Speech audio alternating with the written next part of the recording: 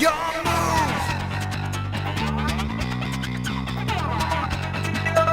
What is going on, you guys? Bashtian here, and today we're going to be looking at one of the best anti-meta decks for this upcoming format. And the format I'm referring to, of course, is post-Parallel Elements format. So what I have here today is going to be Revolution Endgame whatsoever. I mean, essentially, it is going to take the 5 meta decks, 4 or 5 best meta decks, and just completely shut them down completely, and not going to be able to let them play anymore. So is that something that sounds real good to you? Go ahead and stick around to the end of the video. We're going to be doing a full deck profile for you guys, going over some of the choices, breaking down each and every single card to see what are the best options to play in this deck. And if you guys do enjoy these videos, go ahead and leave a like down below, smash that like button and that subscribe button for you guys. I've been telling you guys this all week. I see that only 95% of you guys are subscribed to the channel. If you watchers, so go ahead and do me a favor, smash that subscribe button down below and comment down below what deck you guys want to see next, what type of videos you guys want to see, and I'll go ahead and have them for you as soon as possible. But without further ado, let's go ahead and get right into it. Exosisters! Alright guys, best anti-meta deck that we could possibly ask for right now, especially with the addition of Miss Martha over here. Yes, just like in the Batman movie, Batman vs Superman, Martha is very important, as she was in that movie, as she is in this deck. So basically what she allows us to do is have a lot more versatility, whereas the other Exosisters can be very limited when referring to which graveyard the cards are being moved out of. Exosister Martha, or Malfa, is Martha in the TCG, but Malfa, they have it here in the OCG, it's either graveyard. As long as a card moves from the graveyard, that your opponent is absolutely done for. And what does that mean for essentially the top 5 meta decks? Sword Soul, Branded Despia, Sprite, Tearlaments, and most likely Punk, right? So these are the top 5. Give or take 1 or 2 if you want to throw Dragon Link in there, yes. But what do all these decks do? They all move cards in the graveyard. Very graveyard reliant decks, and this is definitely going to be the best way to go ahead and stop these guys. You can also throw in Fluandries, doesn't use the graveyard. That's the only one that might have a really good matchup against this.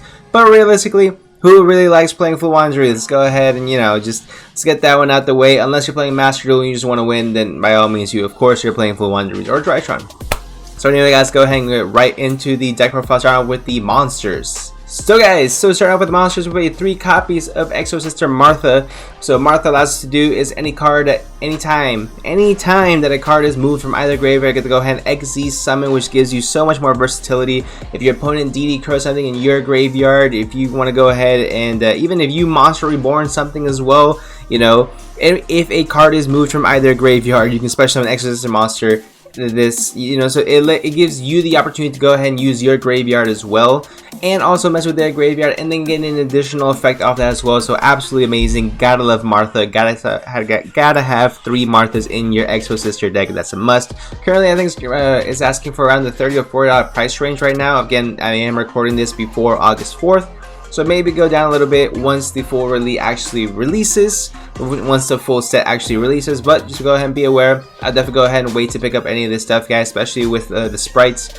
Sprite blues are like $100 right now. I would not pick them up for that much. Maybe 50s. I should have picked them up when they were at 50s, but it is what it is. So anyway, back to the Exosisters. So we only play 3 copies of at least, and you really notice that we're really just maxing out on the really good ones. So Exosister Elise, it's a free special summon as well if you control any Exosister monster, but as long as you have a Stella on board, you gain 800 life points, and vice versa with Stella. So really good support for the deck overall. I think Elaine and Sophia are the ones that I'm kind of on the fence about as far as how good they are. And this is just going back to even before Martha was around. You kind of needed to play them because you needed more Exosister names. But now you have a lot more versatility. You can really just cut down on the Elaine and the Sophia. It's not really as necessarily, yeah, they let you draw a card, things like that. Drawing a card is nice, but being able to go ahead and make sure that you have that life point advantage with this deck is going to be huge, because you are going to be paying life points to activate these cards' effect as well. So especially in the grind game, especially in the late game, when you go into time, that comes up huge as well.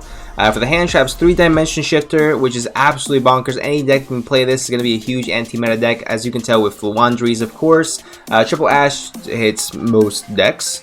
DD Crow is beautiful because now it gives you an additional advantage. If you have Martha on board and you DD Crow something on your opponent's graveyard or in your own graveyard for some reason, Martha gains that additional effect to go ahead and special summon an Exosister monster from your extra deck using her as a material. So absolutely just amazing synergy with this deck as well. That's going to be it for the monsters, guys. 21 card monster count. Next up for the spells, you play 3 Exosister packs. So Exosister packs lets you add an Exosister card from your deck to your hand by paying 800 life points. So that's where those 800 life points you paid before come into effect.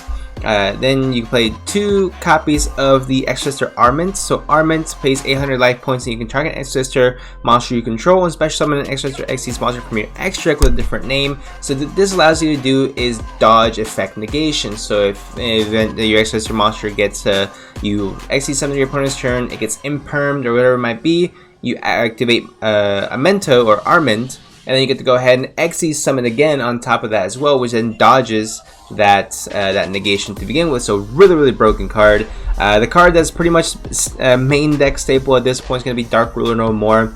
It's just hand traps can only do so much. Now don't get me wrong, when you can play cards like Dimension Shifter, like these hand traps are very impactful. This and Ash Blossom Pro are going to be the 2 most impactful hand traps in the game.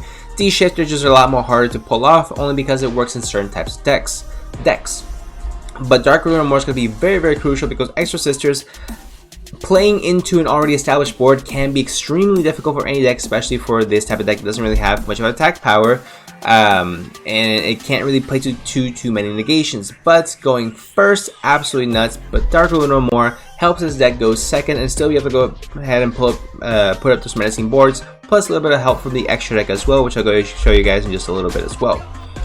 Triple Power Prosperity for consistency, 1 Call by the Grave, and that's going to be it for the spells, guys. Just 12 spells in the main deck. Now on to the traps. Next for the trap, guys, we got some really good support cards for the trap versions of the Exosister cards as well. This one, it says Litania on the YGO probe, is actually called Exosister Returnia. I think it's a cooler name. But Returnia is a broken trap card. Essentially, if all monsters you control Exosister monsters, which is very easy to go ahead and do, you can pay 800 life points, target 1 card your opponent controls or in their graveyard and banish it, which again, if you have Martha, that's an additional pro on top of that as well to get into XC summon. But then you can apply one of those effects added to immediately XC summon an Exosister monster, or if you XC summon previously, banish another card your opponent controls. You can only activate a hard once per turn. Absolutely amazing, giving you another summon. So you can summon twice just with these 2 cards, this and a Martha combination. Or you can go ahead and banish 2 cards your opponent controls in their graveyard, and then on top of that, Exceed summons. Absolutely just crazy.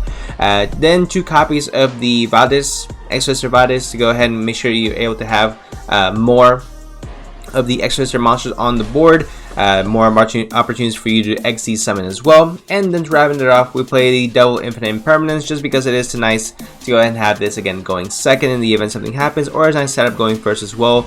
A lot of decks still are going to be reliant on that normal summon effects. Aluber, Moye, a Gigantic Sprite, things like that. Things you want to go ahead and just negate if you can. So that's going to be it for the main deck, guys. A 40 card main deck, not getting too crazy here. 21 monsters, 12 traps. 12 spells, I should say, and 7 traps as well. And now let's get into the extra deck. For the extra deck, guys, this is going to be an Xyz based deck, but I do play 3 of the Link monsters. I forgot what they were called. So one's Lina the Charmer. Essentially, it is just a free level, so you can make in the event it comes up, it comes up. Celine heading up to Access Code Talker. Again, good to go ahead and have as well. With all the Exosister monsters being spellcasters, so that's going to be really good synergy as well. For the Exosister monsters, I played double of the Eusophiel, 1 of the Caspitel, triple of the Michaelis, and then double of the Magnifica. Those were really tough to say, I'm not gonna lie. Then I want to play 1 copy of the number 41 Baguski, 1 F-Zero, and 1 F-Zero Utopic Draco Future. The reason I want to go ahead and play these cards, guys, is yes, a lot of the effects want you to have only Exosister monsters on board, or you know, things like that. They work as long as you have Exorcisters on board. But if you get any deck that can make Utopic Draco Future, I believe should. The card is absolutely insane, really broken. So, and of course, any deck that plays XCs, you are going to see your 1 copy of AA Zeus Sky Thunder. So that is going to be it for the Exosister deck profile, guys. Let me know what you guys think in the comment section down below. Honestly, this deck, I can see someone taking to a local, potentially even a regional, and just doing absolutely amazing with this deck, just because of the sheer relevancy when it comes to the meta game at that point. and the overall just ability to mess with your opponent's graveyard and be able to really control the field as far as that goes as well. So I think it's really cool. Honestly, I see a lot of potential in Exosisters now. I know that I believe when I first reviewed them way back when they first came out, I really wasn't too impressed, but now I'm starting to see becoming a lot more graveyard reliant formats. We're really starting to see everything come together for the Exosister. So honestly, this deck could be really cool, and I'm really excited to go ahead and see what deck can do. So if you guys do enjoy, go ahead and leave a like down below, subscribe for more videos, guys, and let me know again what you guys want to see next, what decks you guys want to see me go ahead and do profiles for. I'm open to all suggestions, but again, make sure you like and subscribe, and I'll see you guys in the next one.